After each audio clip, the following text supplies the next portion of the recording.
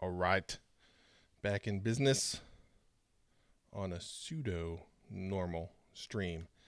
Can't guarantee it's going to be normal. We got family in town, family in the house, but I do have time to give a little bit more than just the 5 or so minutes today. My daughter is right on the other side of the wall. I'm trying to con her into when she comes out swinging by. So, fingers crossed that we'll get a Leia sighting. So that would be fun. She's crazy. Um, and hopefully it works out. She oftentimes, though, spends most of her time in a room, as a teenage girl does, listening to music. So that may happen for the next hour or so. We'll never know. Scrum Sarge, I'm working on it. I tried. I prepped her before. I said, come on over. Say hello to everyone. We'll do that. Well, hello, Lori. Are you still in the great white north of Michigan, braving the wind and the snow and everything else that comes along with that? Mr. Wilkins in the house. Fantastic to see everybody. So today's kickoff topic, man, it's like a roll call of who's who here in our chat. Thanks for hanging out on a Thursday morning. It's a little cloudy out today, but we'll be kicking the kids outside, making them run around like crazy people, burn some energy because it's been grandparent crazy here. So grandparent crazy means everybody gets spoiled.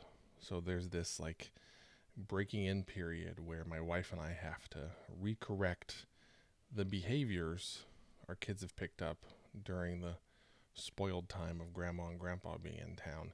Not only do we have that challenge, but there have been 2 sets of grandparents here. So that's double the spoiling. So we have our work cut out for us. But luckily, we've been through that once or twice, and we'll get that covered. Tornado warnings. Wow, that's scary.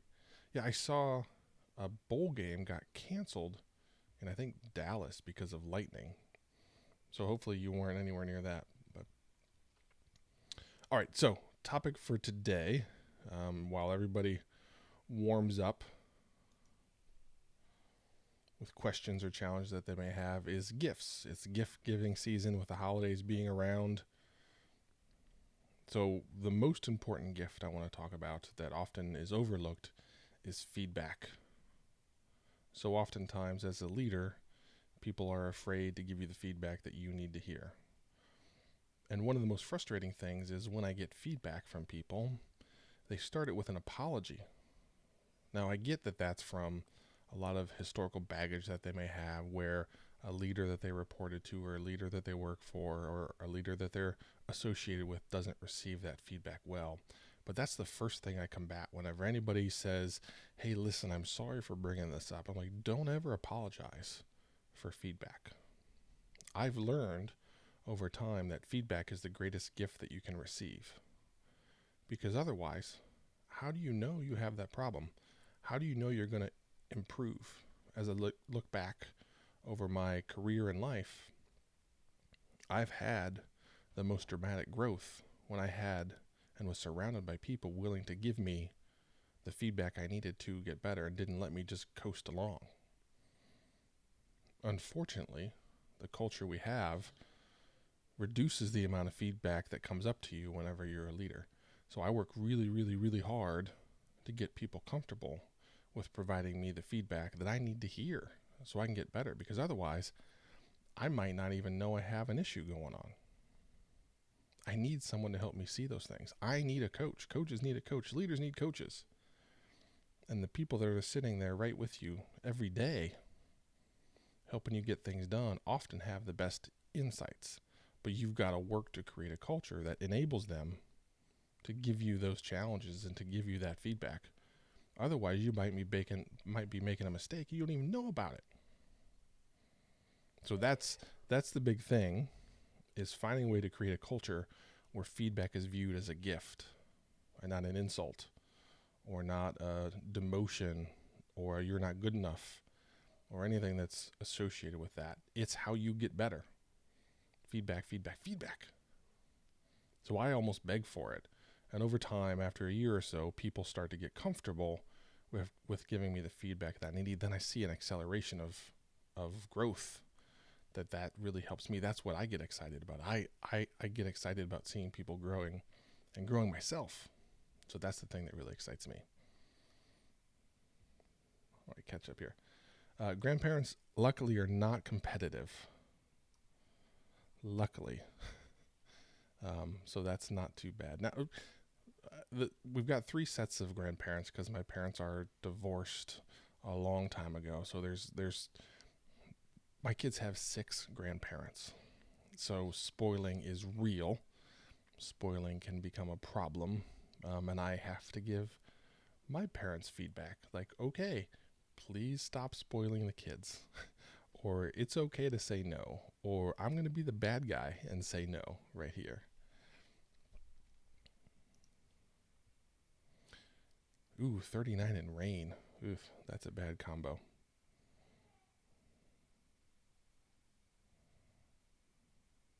Yeah, so actually, I started a nonprofit youth sports organization the start of this year, and we had a coaches meeting. Gosh, probably a couple days before Christmas to just start talking about the 2019 season and what was coming up, and plans and things we were doing. So we had all the coaches from all of our teams in there, and they started giving me feedback, and it was fantastic because, again, they're the ones that are on the front lines. They're the ones that are out there talking to the parents, talking to the players, seeing the frustration, seeing the growth, seeing the excitement. I helped coach with one team. I had another son that was on another team, and we had 6 teams. I couldn't be everywhere and see everything. A day after that meeting, I got an email from one of the coaches that apologized for being what he called a pain in the ass. And I spent at least half of the email back to him, stressing to him how important it was for me to hear the feedback from him, and that we're not going to build a world-class organization with just one person talking. It has to be a collective group rallying around a mission, because the organization we're trying to build is a little bit different. It does things a little bit different, which makes it harder. It wouldn't be different if it was easy. It would be like everybody else. So we're trying to do things a little bit better. That means we end up putting the coaches in uncomfortable positions because we're asking them to do a little bit more. So I've found over time that putting that on the table, putting it out front, addressing it early and often, how important the feedback is and how we're not going to do this without each other, that starts to set the stage. But in reality, there's those long-standing habits that people have based on the job they're in now or the job they were in before that they have to break. They have to get comfortable with what used to be uncomfortable.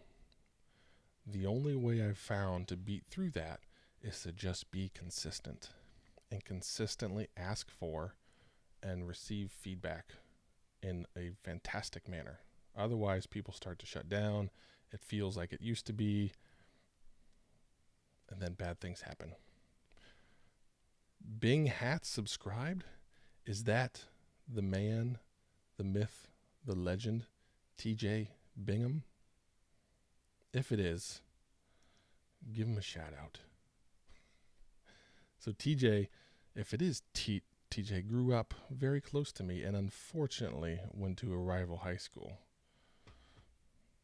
TJ was always good at giving me feedback. I worked with TJ for probably 2.5 years, and he ended up becoming an agile coach as a part of our team. And I could always count on TJ to tell me the things that maybe I didn't want to hear, but I needed to hear. That's how our organization became what I wanted it to be, by incorporating the feedback across the board from all those different angles. Okay, I got to catch up a little bit.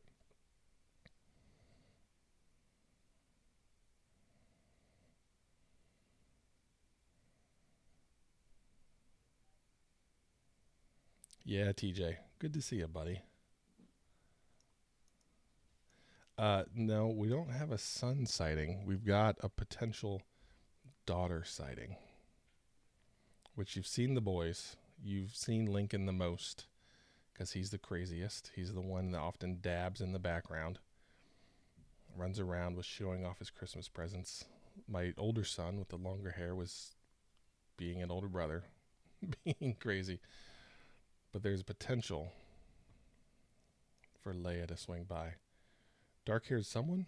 Did someone swing by? I didn't see anybody. Yeah, we all have dark hair. We all started out with blonde hair, and then everybody's hair gets darker. So, we'll see. I think I hear the missus creeping around over there. I don't know. I'm pretty sure we're not going to get her. That's okay. We had a son sneak by? Interesting. He's very fast and very sneaky. Meerkat. It would be, oh, there he, aha. All right. I see him now. So there's Lincoln. He's creeping and crawling around. I'm not quite sure what's happening. Oh, I know what's happening. He wanted to come up and get the Nintendo Switch. There it is. We got to stop and say hi, Lincoln. Hi. Well, come here so they can see you. Okay, all right, good. All right. What are you doing? This. Smash Brothers? Okay, yeah, so Smash Brothers is the game I had to jump off and play with the boys. It's Bros, not Oh, brothers. Smash Bros. Sorry, Super Smash Bros. I proclaimed to everyone that I was going to go give the boys a beatdown. Unfortunately, that didn't happen. Lincoln, I destroyed you. yeah, I know. You destroyed me. You destroyed your brother. It was ugly. It's something I prefer not to talk about. I did catch a bit of a beatdown. Yes. Yeah, I definitely need some training. Actually, you see that on that, over my right shoulder, there's a book. There's a book about Super Smash Bros. And all of the moves, everything that goes along. You'll catch me sitting on the couch behind me reading that, trying to study up, hopefully getting better so I can beat Lincoln. I'm not sure it's going to happen, but I've got to try. I cannot let him keep winning. So, all right. So back to feedback. I've had tremendous success, and I know I've brought it up before. Crucial Conversations is a fantastic book because, again, what I always go back to is engineers, which is where most of us spend our time, is with a group of people building things. So they get the engineer title as far as I'm concerned. They like frameworks. They like the .NET framework or Node.js or Angular or React or Vue, whatever framework that they use. Unfortunately, they aren't often provided with with a framework for providing feedback. I'll get my words straightened out. But no one gives them, this is how you do it. They have to stumble along, and this is what happened to me. So I stumbled along trying to figure out how to give and receive feedback that I received well, that I gave well, that the person I was speaking with received well. I made a ton of mistakes. That book helped me fast forward for a lot of my teams. Unfortunately, I didn't discover that book until it was like almost too late. I had a friend recommend it over and over again. I finally picked it up and I finally read it, and it was eye-opening. So it's mandatory reading for my teams now, because I really believe that feedback has to happen in so many different directions. They not only have to be comfortable giving me feedback with things that I need to hear, but with each other. How is that junior developer going to tell that senior developer that they're being a bit of a jerk? That in that last planning session, they weren't listening. They dominated the discussion. Now, there should be an agile coach, a manager paying attention, but you want to enable and empower teams to have that good, healthy dialogue together. And what happens so often when you have good people and you have good teams, when somebody receives that feedback, they welcome it because they want to get better. They care about their teammates. They just might not recognize what their behaviors are doing and or creating. So often we avoid the uncomfortable discussion when in reality that uncomfortable discussion lasts for like 30 seconds because you're talking to that person And they go, oh boy, I didn't realize that. I'm sorry. Let me fix that. How can you help me fix that? What can we do? How can we operate differently?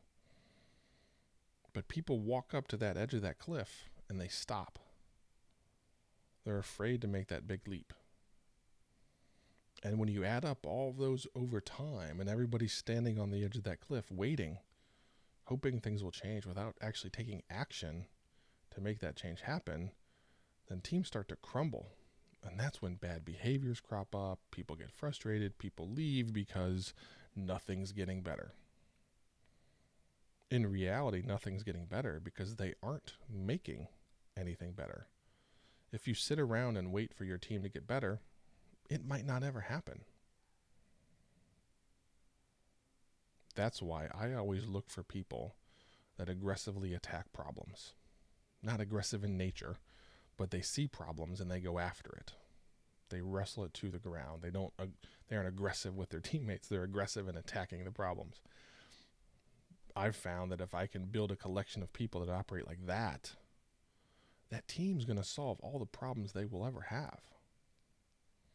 Now, you as a coach then can accelerate them in identifying and fixing the problems. So I'm not saying great teams put coaches out of business.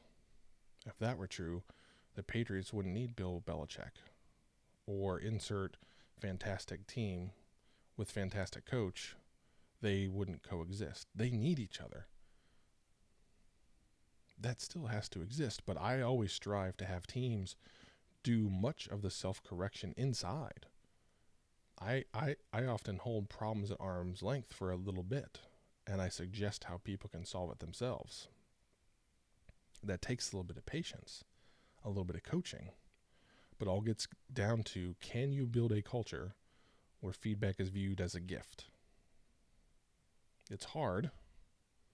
It takes a while, but in the long run, it really is fantastic.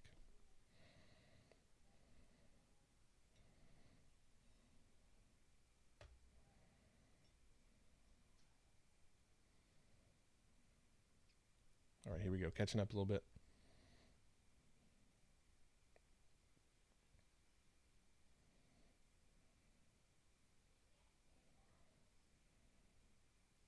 Yeah, Eric, we're talking about feedback and how I view it as a gift, everything that goes along with that.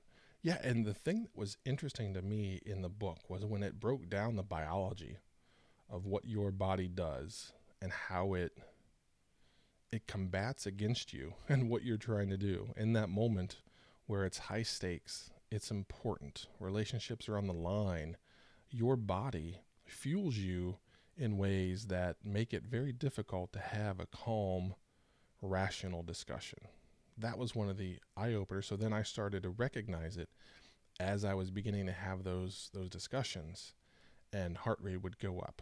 How was I going to react? What was I going to do? Was I going to be able to calm myself down and remain steady and have a constructive discussion? So that, as a nerd, that really helped me start to think about the science that was working against me when I was trying to have those difficult discussions. So it's really helped, because that's one thing I've tried to work at, is just getting better, especially coaching up. Coaching up was hard. So I kicked this off with me as a leader requesting feedback from my teams.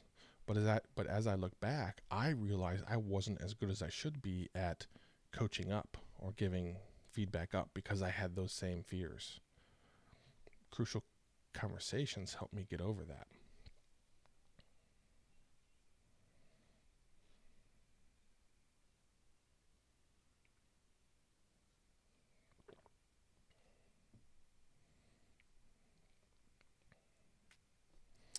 Yeah, Lori Blue is crushing it again. So Lori sent me another link. Let me see if I can find it. Actually, I'll find it real quick. That I thought was interesting and aligned closely to how we operate here on our stream, where we're giving to each other. And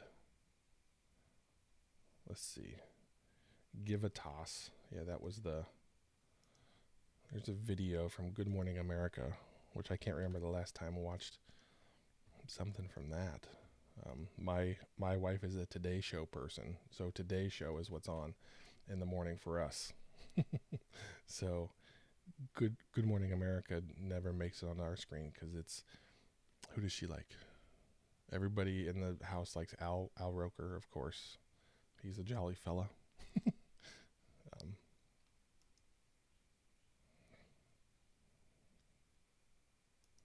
yeah, Mr. Wilkins.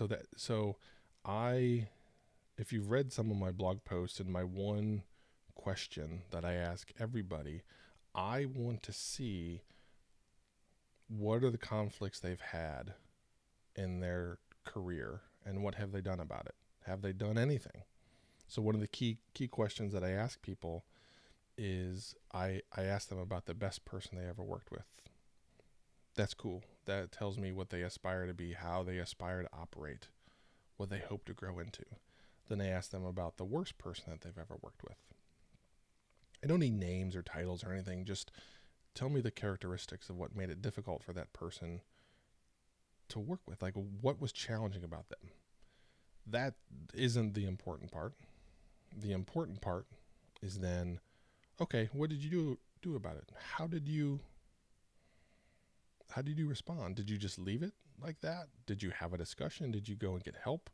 Did you realize you didn't know how to solve the problem, so you went and asked somebody to help you? Or did you just leave it there and complain about it? So that's a key question that I always ask. There's a handful of questions that I always ask, and that's one of them, because I want to see, are they going to solve problems? Are they going to just let it lie and complain and eventually walk away? Or are they going to have a sit-down discussion with that person and say, hey, here's the challenges that I'm having. How can we fix this? Or if they're uncomfortable with that, do they get some help? Do they talk to their manager? Do they talk to an agile coach? Do they talk to a peer? Do they talk to a mentor? Maybe it's a parent, somebody. Did they try something? I don't get too hung up if they solve the problem. I just want to see if they tried. Did they actually try and make it better? Or did they just sit there? So that's a key question for me during the hiring process is, okay, you've been presented with this problem that you can't avoid. It's in your face every day. What did you do about it? And I understand some are super difficult to solve. There's some personality conflicts that are amazingly challenging. And not everybody's equipped yet to have that. But did you chip away at it? Did you make a little dent? Actually, I don't care if you made a little dent. I just want to see that you tried. Because maybe you weren't surrounded by people that would help you, but you at least tried. You talked to somebody. Maybe they weren't effective at helping you, but you didn't just raise the white flag. You weren't willing to accept that it's going to be like this forever. I've found when you get a collection of people that operate and think like that, there are a few things that group of people can't do.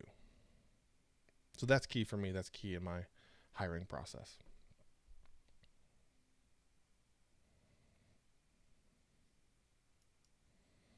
So if they voted with their feet and left, it depends on, did they try or did they just run away?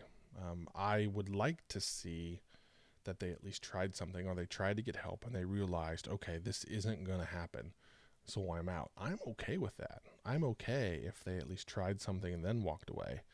If they just, at the first sight of a challenge, they backed off and ran away, that's not what I'm looking for. And again, it could be that maybe you're in a toxic environment and there's no support for helping fix things like that. But did they at least try? Did they talk to somebody? Did they come up with some crazy idea and it didn't work? And they looked around and they said, holy crap, I have no idea how this is going to ever get better. So maybe the best thing for me is to find a place that is better. I'm okay with that, but I do want to see a little bit of effort.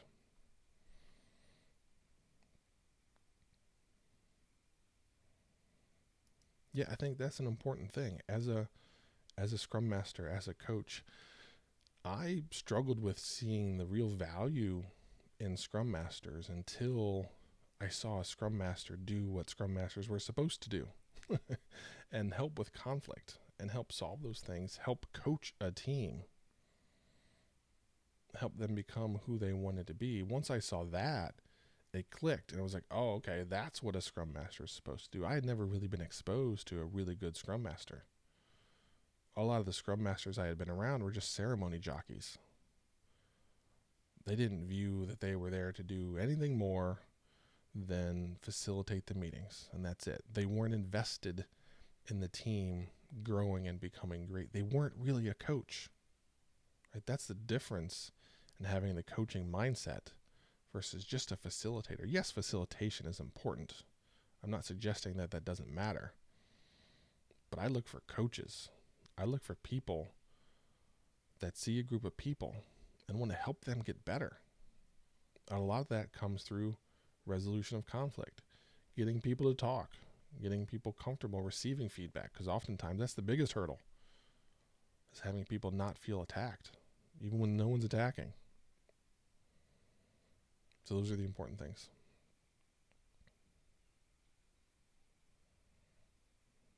Yeah, I agree with Eric on this.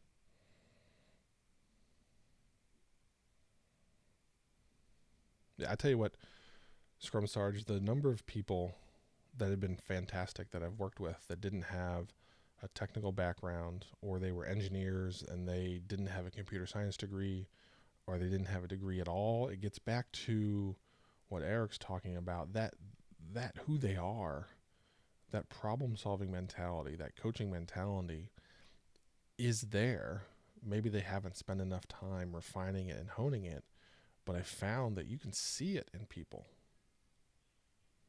You can recognize it, and then do you have a role where you can fit them in and you can grow them? Or maybe you don't have time or capability to enable that, and you need someone that's more experienced, has made a few more mistakes along the way. But I get so excited about finding that raw talent. And it's even more exciting when you find that raw talent and people don't even know they have the talent. I've had a couple of those along the way in my career where I've almost had to convince people how good they were.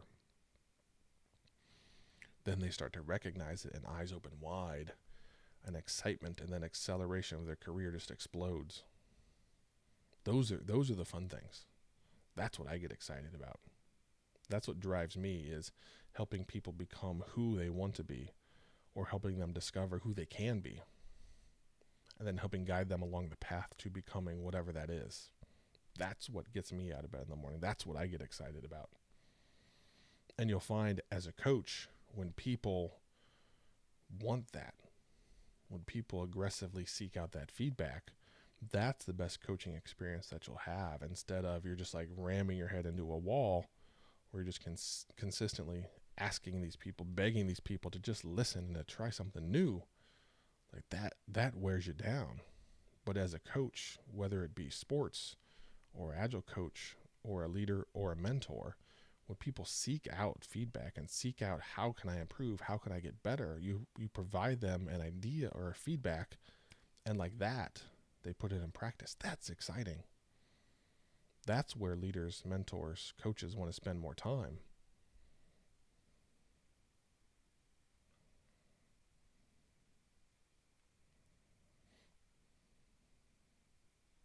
I'm catching up a little bit.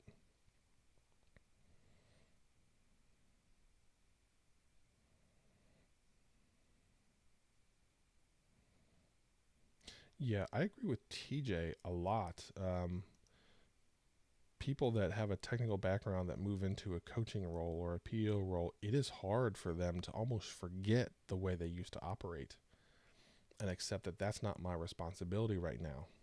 I need to let other people do that. I need to trust other people to get that done and focus on my responsibility now. It takes a while for people to unwind that past and that history.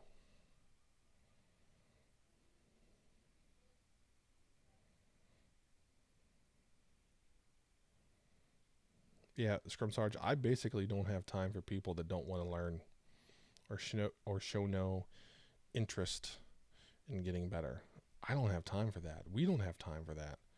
We need people that, again, like I said, aggressively attack problems, aggressively learn new things. If you have to ask somebody to learn or ask somebody to get better, that's going to be an anchor. That's that mindset you've got to find. I believe, yeah, I'm sorry. TJ equals Bing hats. Sorry, I'm using personal names instead of Twitch handles.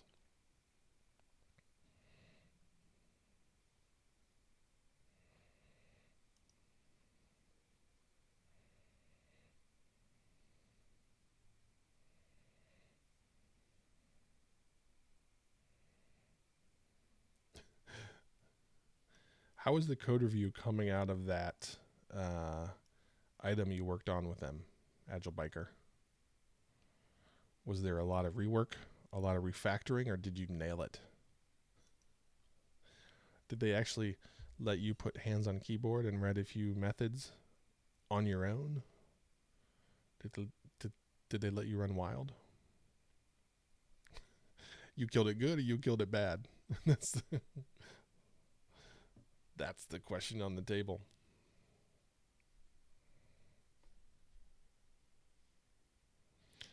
I'm going to bet you did okay. All right, look at you, Eric. Learning every day.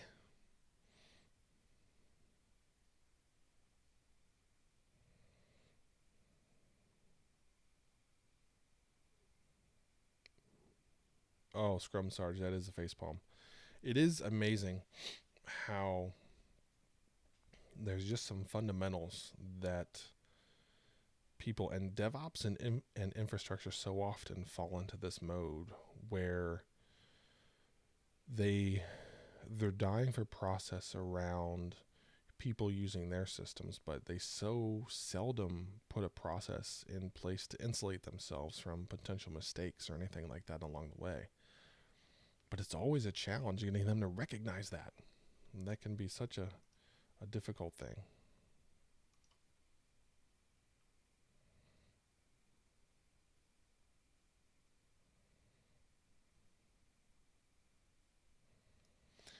Yeah, Mr. Wilkins, it's one of those things where, unfortunately, a lot of the corporate culture doesn't welcome feedback. And I think it doesn't welcome feedback. Here's an agile life theory that I have. I think feedback isn't welcomed because it comes in like once a year crucial moments. I found that I try to have feedback early and often, just like when building a product. You want feedback from your customers early and often. With your agile process and your backlog, you want that feedback early and often. I try and apply those same principles in coaching, so there's not all this giant anxiety built up for this annual review where I sit down and I talk to you once a year and I give you feedback once a year based on something that happened 9 months ago. I found that feedback becomes more enabled when you do it in smaller chunks more often. Just like shipping software, you do it in smaller chunks more often, it becomes easier. It's not as scary. Feedback becomes scary when it's seldom, when it's rare. That's when anxiety builds up. You reduce anxiety when you have those talks and discussions and conversations often. Just like shipping, when you ship a version of a product, if you do it once a quarter, once a year, those moments of shipping that product is scary. It's almost overwhelming. Like, oh my gosh, did we get everything? Did we do it right? What's tomorrow going to be like? But when you get to a mode where you're shipping every day, it's not scary. So treat your feedback the same way. Early and often makes everything better.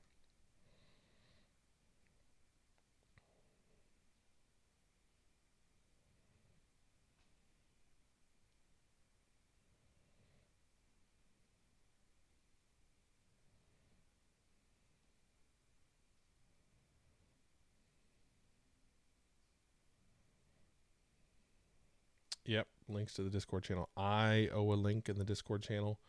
I will do that after this. So we do have a channel in there for shared content. So for all these links, we'll make sure they're in there so you can go back and find those.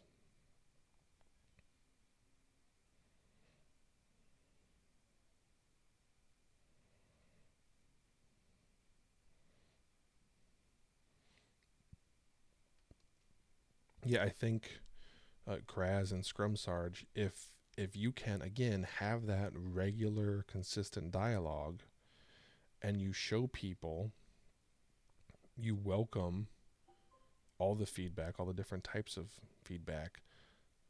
6-9 months in, people will start to get comfortable, and they'll start to actually believe you. You keep asking for it, they'll actually start to believe you. It just takes time. Again, I've landed on this number of 7 times. It's going to take you 7 times of having that discussion with somebody, trying to pull stuff out of them before they actually listen to you and they actually realize, okay, this person's for real. They actually want me to give them the feedback. They're not going to be insulted by it. In fact, they're going to view it as a gift. So it's not going to happen overnight. Again, you just have to be consistent with that stuff. One of the things from a feedback perspective that I've talked to a lot of people about is complaining. There's a time for complaining. The biggest thing is, if you're going to complain, complain up. That means complain to somebody that can do something about it, which falls in line with what a lot of you are talking about right now. Is if I go to one of my peers and I complain about something and they can't help me solve that problem, all I've done is added something to their list of problems. They already have their own problems. Now I'm giving them my problems. They can't do anything about that. They don't know what to do. So if you have a frustration, make sure you don't just put that frustration on somebody else. Give that frustration, give that challenge to somebody that can help you solve it. Otherwise, you're just making other people's lives, which are already difficult, you're making it more challenging. So you've got to work at complaining up.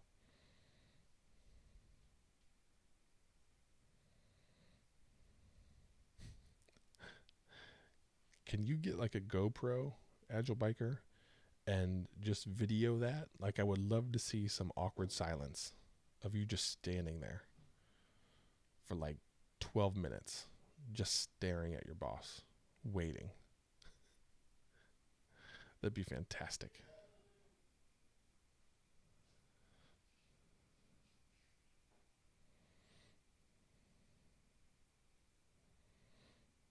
Lori, I think it's a huge thing. Again, I try and address this head on.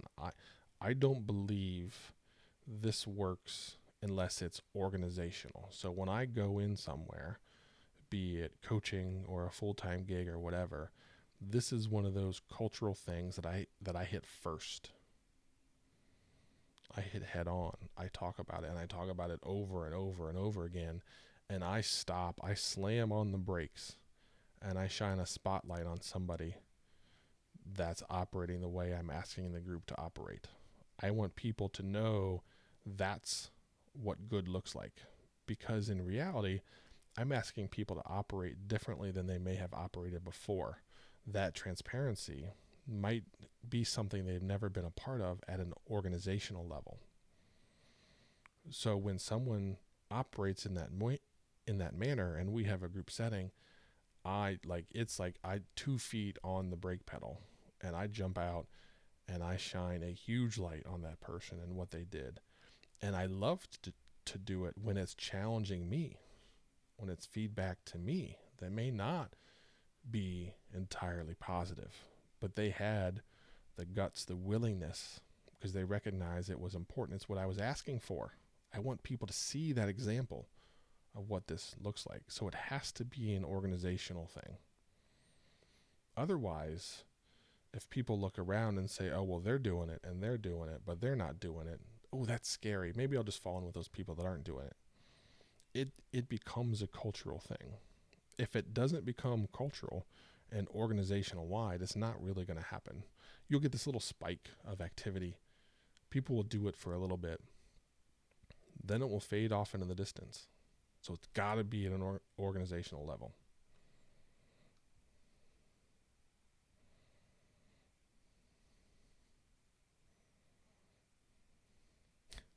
Texas nice. Yeah, there's that Southern nice, that whole bless your heart thing that people get, where if you don't really know what they're saying, you don't really know it's an insult. Like, I know I've fallen into that trap where people said something to me, And I didn't know it was an insult because it was that North Carolina nice, which may be similar to Texas nice.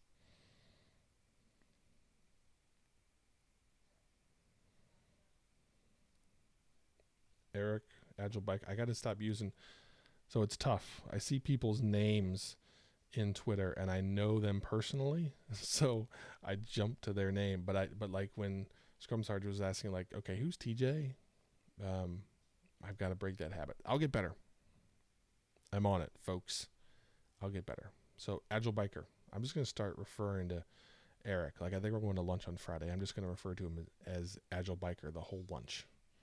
Maybe I'll get that fixed quickly. So Lori, I don't think this really works if leaders aren't transparent. Again, because people look at their leaders who are asking them to be transparent, but then they aren't transparent themselves. So do they really believe in transparency if they're not willing to do it themselves? Again, I think that's one of those cultures where you have the spike and it's going to be cool and exciting for a handful of months, maybe a couple quarters. But then as people look around and be like, well, why am I doing this if they aren't doing it themselves? They're not going to fall in line. Why should they? You know, that's one of those things that as a leader, I just won't do. I can't ask people to operate one way, but then choose not to do it myself. That feels terrible. I just can't roll like that.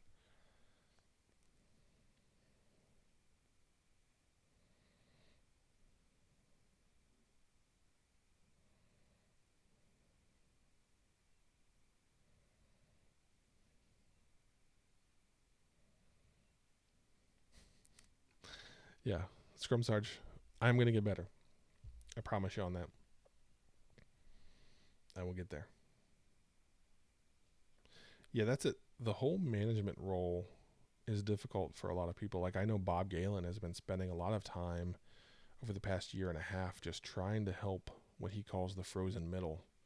So it's the people in middle management that now Agile's become a thing and they're wrestling, trying to struggle to figure out how they fit in. What do they do now? They have to give up a lot of things. They aren't in charge. That's scary when what's defined you for some period of time is now moved or removed. What do? The way you valued yourself or the way people valued you within the organization has moved to someone else. That's a struggle. Like that's for real. You might not understand it. But if you take the time to sit in their shoes and realize how things worked before and then how things work now, you can begin to understand the struggle that they're having.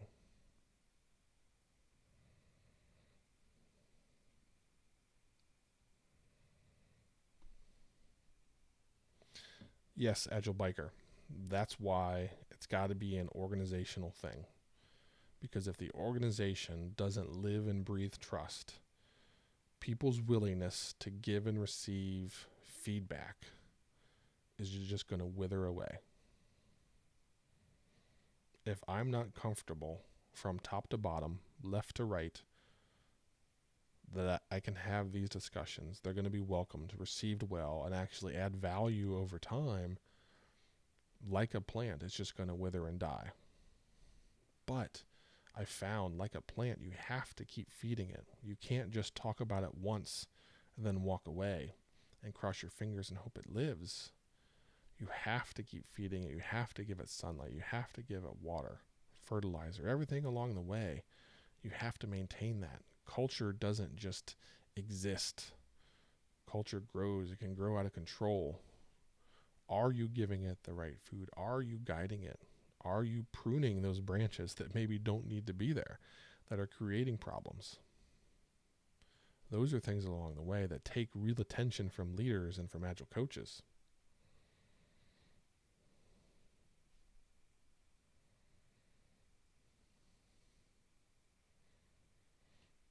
Scrum Sarge, that's a realization that's really good. Like I really appreciate someone that recognizes that and is willing to make a change. Like I really appreciate that person understanding who they are, understanding what they like, seeing that there's a role that would allow me to focus on that almost exclusively and go get it. That's fantastic.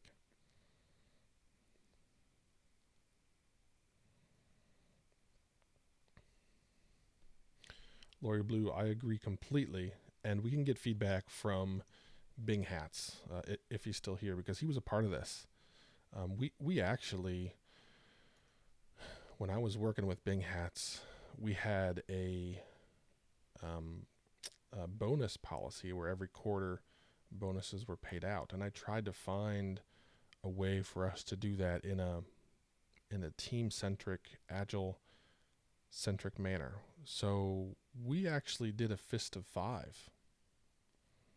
We got the whole group together and we did a fist of 5. So basically a 5-point rating on how we thought we did that quarter. So we would talk about it and say, okay, everybody, on a rating from 1 to 5, how do you think we did this quarter? And I would count. I would go 1, 2, 3, and everybody would hold up a certain number. 4, 3, 5, and just like planning poker, we asked the people, and this was a crazy experiment. Were people going to be willing to throw a low number when everybody knew it was going to affect bonuses across the board? Or was everybody just going to throw up a 5? I was super happy to see, I think someone threw a 2 that first time. And they were willing to stand up in front of 50, 60 of their peers and say, we weren't good enough. We need to do better. Here's how we get better. And that spotlight was like brighter than ever on that person.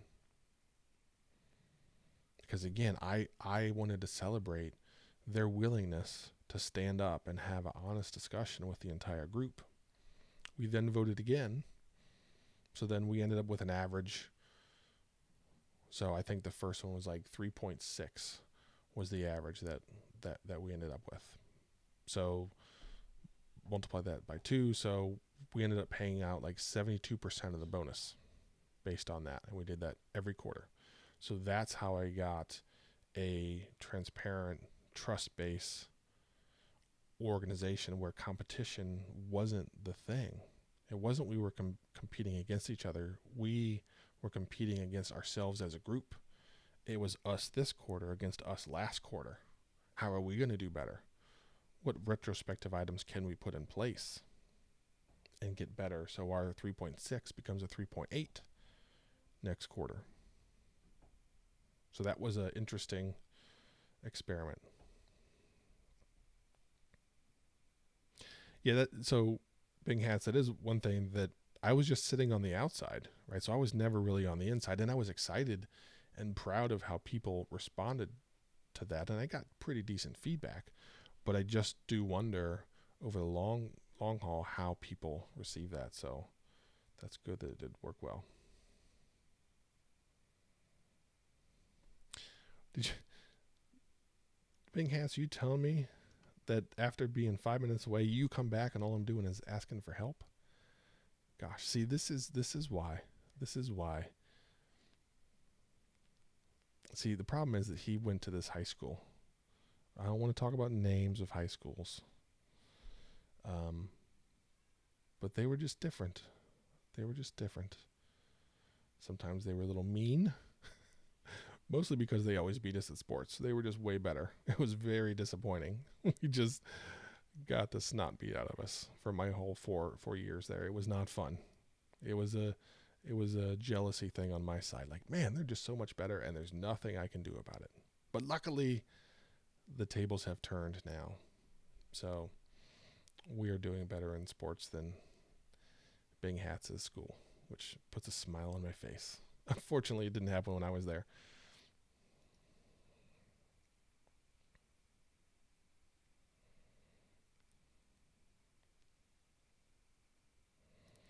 You know, Big Hats, I can't, I just have to accept that that's exactly what it was. I was frustrated because you guys always beat us. Jealousy. That's okay. I know exactly what it was. I've gotten over it mostly. But I do enjoy sending you those texts every once in a while, that once a year when our teams play each other and we blow your team out. It's fantastic.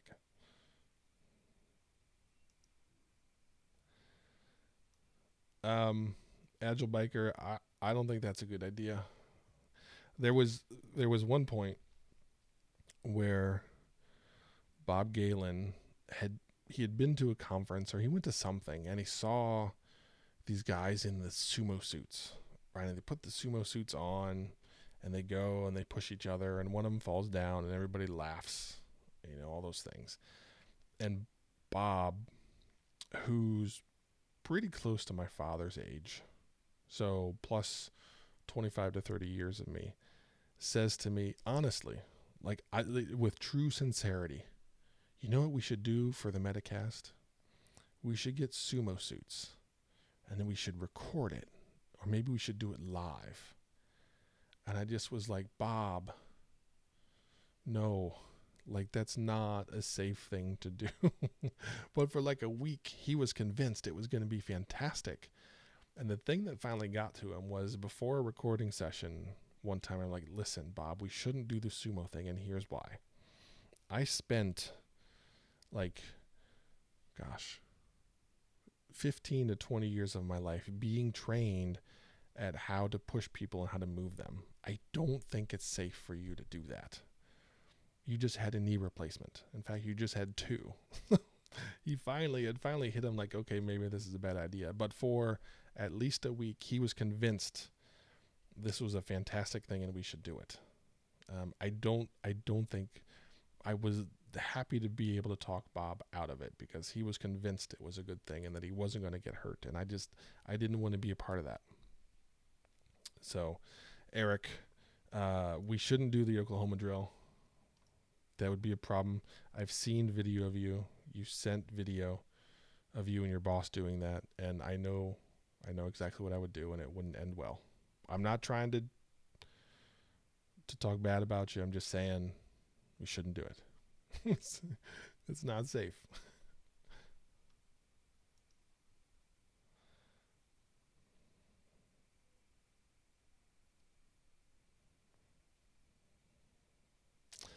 I'm only scared of one of us getting hurt, and the one of us is you.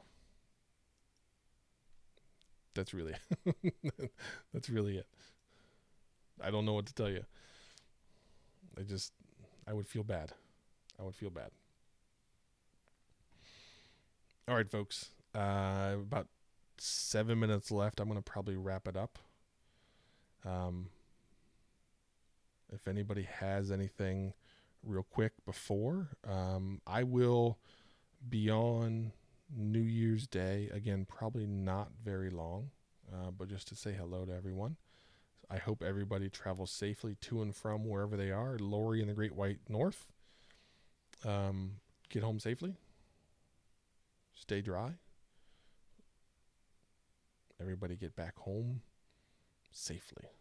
That's all I want for the next couple of days. So I will see everyone on Tuesday, and then we'll do it again next Thursday. I am planning after the first of the year, so probably 2 or 3 weeks out from now, we're going to start getting out, and I'm going to spend some time with Cross. Going to go with Agile Biker.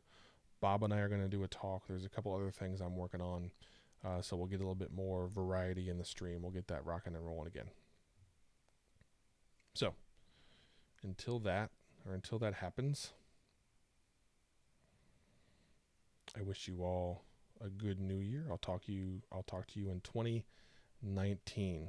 So take care of yourself, and sleep in on New Year's Day. Maybe don't get up so early and watch a crazy stream. All right, we'll see everybody.